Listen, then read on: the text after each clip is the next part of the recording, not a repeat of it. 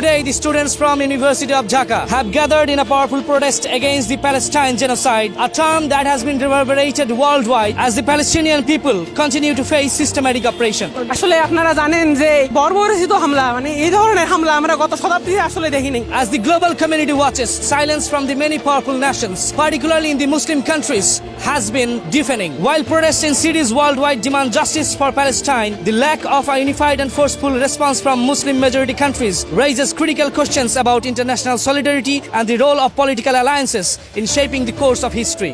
আমরা পারতেছি না, আমরা নিজের অবস্থান থেকে আরব বিশ্বের মতো বড় দেশগুলো যেখানে চুপচাপ আছে এমন একটা পরিস্থিতিতে আমি মনে করি না যে ইসরায়েল শান্তিপূর্ণভাবে কোনো কথা শুনবে।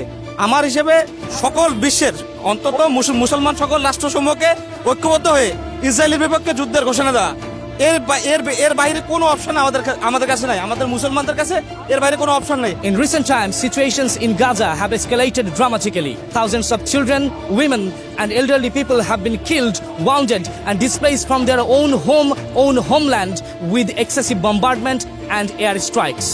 অন্যান্য বিশ্ব মুসলিম তারা নিশ্চুপ এবং নীরব ভূমিকা পালন করছে। আসলে এটা মুসলিম হিসেবে আমাদের জন্য অত্যন্ত দুঃখজনক একটা বিষয়।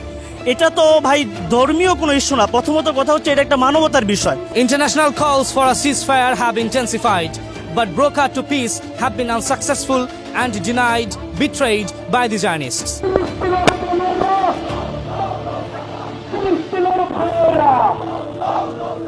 Dear world, please do not stop raising your voice. Come up and join the march. Let not humanity die. Free Palestine.